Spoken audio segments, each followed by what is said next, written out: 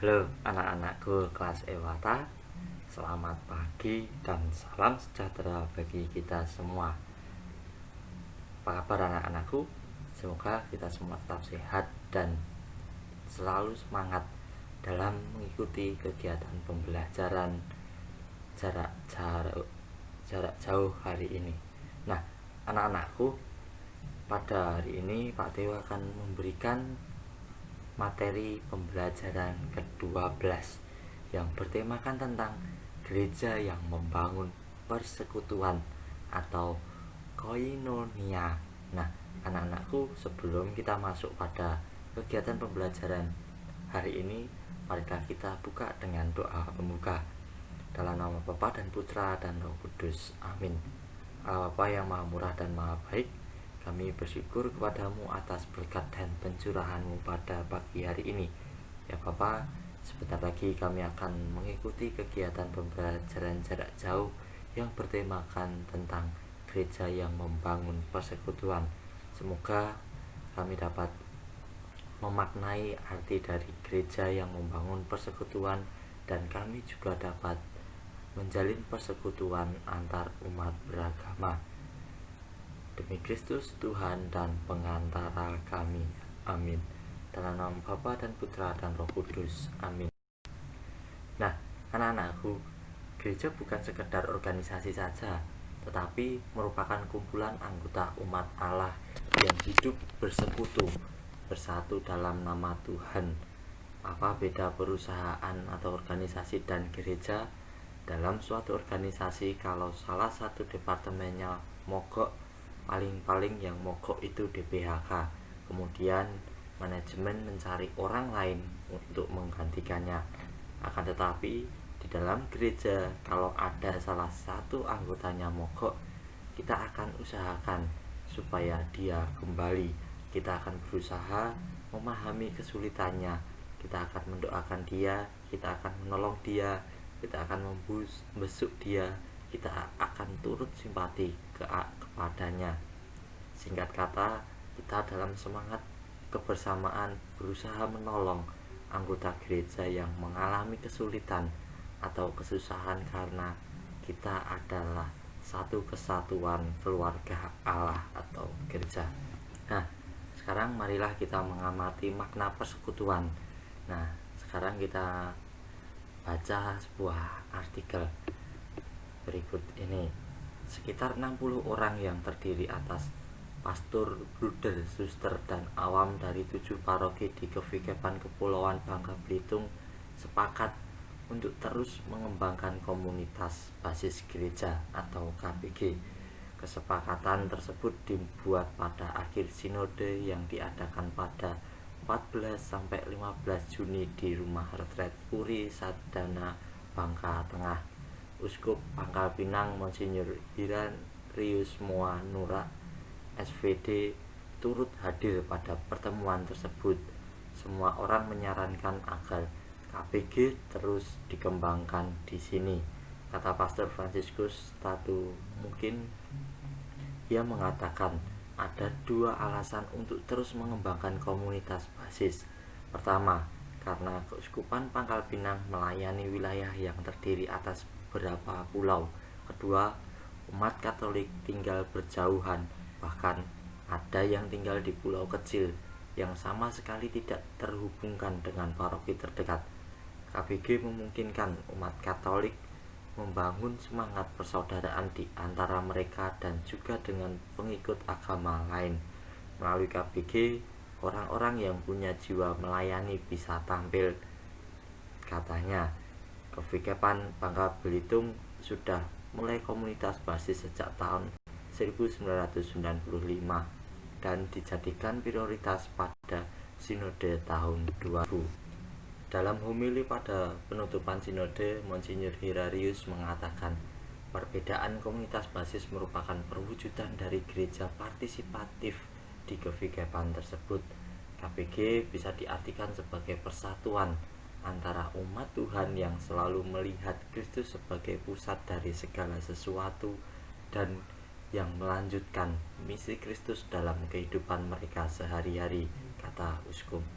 KBG merupakan kelompok orang Kristen di tingkat keluarga atau tetangga yang datang dan berkumpul bersama untuk berdoa, membaca kitab suci, katekese, serta diskusi tentang masalah keseharian manusia dan gereja dengan tujuan untuk tercapai komitmen bersama. Nah, sekarang mari kita bersama-sama mengamati teks-teks kitab suci tentang persekutuan umat. Kisah Para Rasul 4 ayat 32 sampai 37. Adapun kumpulan orang yang telah percaya itu, mereka sehati dan sejiwa, dan tidak seorang pun yang berkata bahwa sesuatu dari kepunyaannya adalah miliknya sendiri, tetapi segala sesuatu adalah kepunyaan mereka bersama. Dan dengan kuasa yang besar, rasul-rasul memberi kesaksian tentang kebangkitan Tuhan Yesus, dan mereka semua hidup dalam kasih karunia yang melimpah-limpah, sebab tidak ada seorang pun yang berkekurangan di antara mereka, karena semua orang yang mempunyai tanah atau rumah menjual kepunyaannya itu, dan hasil penjualan itu mereka bawa dan mereka letakkan di depan kaki rasul-rasul, lalu dibagi-bagikan kepada setiap orang sesuai dengan keperluannya. Demikian pula dengan Yusuf, yang oleh rasul-rasul disebut Barnabas, artinya anak penghibur, seorang Lewi dari Siprus. Ia menjual ladang miliknya lalu membawa uangnya itu dan meletakkannya di depan kaki rasul-rasul. Nah, anak-anakku, setelah kita menyimak sebuah artikel dan perikop bacaan kitab suci tadi, dapat disimpulkan bahwa gambaran tentang persekutuan umat Allah, umat atau komunitas basis model jemaat perdana, dapat menjadi model atau cermin bagi kita untuk membangun persekutuan umat atau komunitas basis. Model komunitas umat perdana itu tidak dimaksudkan hanya untuk kelompok kecil umat saja, tetapi sesungguhnya model hidup jemaat perdana itu juga merupakan patron dan acuan untuk model atau cara hidup gereja sepanjang waktu, partikular maupun universal. Artinya bahwa cara hidup jemaat perdana itu juga tetap merupakan cita-cita yang terus-menerus diupayakan, diperjuangkan, dan diwujudkan oleh umat beriman sepanjang waktu. Nah, berikut ini adalah ciri-ciri utama cara hidup jemaat perdana itu nampak sangat menonjol dalam 5 hal, yaitu adanya 1. Persaudaraan atau persekutuan. 2. Mendengarkan sabda atau pengajaran. 3. Pelayanan terhadap sesama atau solidaritas. 4. Perayaan iman atau pemecahan roti atau doa. Dan yang terakhir, memberi kesaksian iman tentang Tuhan melalui cara hidup mereka. Nah, karena cara hidup mereka itu mereka disukai semua orang, jumlah mereka makin lama makin bertambah, dan mereka sangat dihormati orang banyak. Perlu dipahami bahwa cara hidup berkomunitas seperti yang mereka miliki itu muncul karena tuntutan situasi dan lingkungan yang mengharuskan mereka untuk menemukan cara baru sebagai orang-orang yang telah dibaptis, yang percaya kepada Tuhan. Bisa dimengerti pada waktu itu sekitar awal-awal abad pertama mereka masih merupakan kelompok kecil di tengah kelompok lain yang jauh lebih besar, bahkan mungkin mengancam mereka juga. Sebagai kelompok kecil yang baru memiliki identitas sendiri sebagai orang beriman yang berbeda dari orang-orang lain dan sekitar mereka, mau tidak mau mereka harus bersekutu, bersaudara, saling memperhatikan, saling membantu, dan harus memberikan kesaksian bahwa mereka adalah orang-orang yang baik, agar mereka dapat diterima dan dihargai oleh orang-orang lain di sekitar mereka. Itu semua mereka lakukan demi iman mereka akan Tuhan Yesus. Iman mereka menjadi penggerak utama dan sekaligus menjadi sumber kekuatan bagi mereka untuk melakukan apa yang terbaik bagi diri mereka sendiri dan juga bagi orang lain di sekitar mereka. Apa yang mereka lakukan sebetulnya merupakan suatu proses pemahaman akan jati diri mereka sebagai orang beriman. Kiranya karena keadaan lingkungan yang menuntut mereka berusaha mengenal diri mereka sendiri. Sesungguhnya siapa mereka atau apa ciri khas mereka sebagai orang beriman, bagaimana mereka harus berada di tengah lingkungan masyarakat, dan apa yang harus mereka lakukan, juga cara mereka mengatur persekutuan atau paguyuban dan melayani kebutuhan sesama warga komunitas sejauh kita bisa amati dalam kisah para rasul itu lebih bersifat spontan dan sukarela, muncul dari dorongan hati nurani dengan kerendahan hati dan ketulusan masing-masing. Kiranya tidak bisa dikatakan bahwa mereka merupakan komunitas yang sudah jadi atau sudah mapan. Kegiatan mereka pastilah berdasarkan rumusan visi, misi, strategi, dan program kerja serta anggaran dana operasional seperti yang kita mau lakukan. Mereka belum mengenal ilmu manajemen yang sangat menekankan sistem, struktur, serta mekanisme kerja yang jelas dan rapi dengan aturan main dan batasan-batasan kewenangan yang jelas. Kiranya cara mereka mengatur kebersamaan jauh dari kecanggihan sistem ya dan metode-metode seperti yang kita gulati sekarang. Namun tampak sekali dari cerita seperti yang dipaparkan dalam kisah para rasul itu bahwa mereka merupakan komunitas yang sangat hidup, sangat terbuka, sangat aktif, dan sangat dinamis.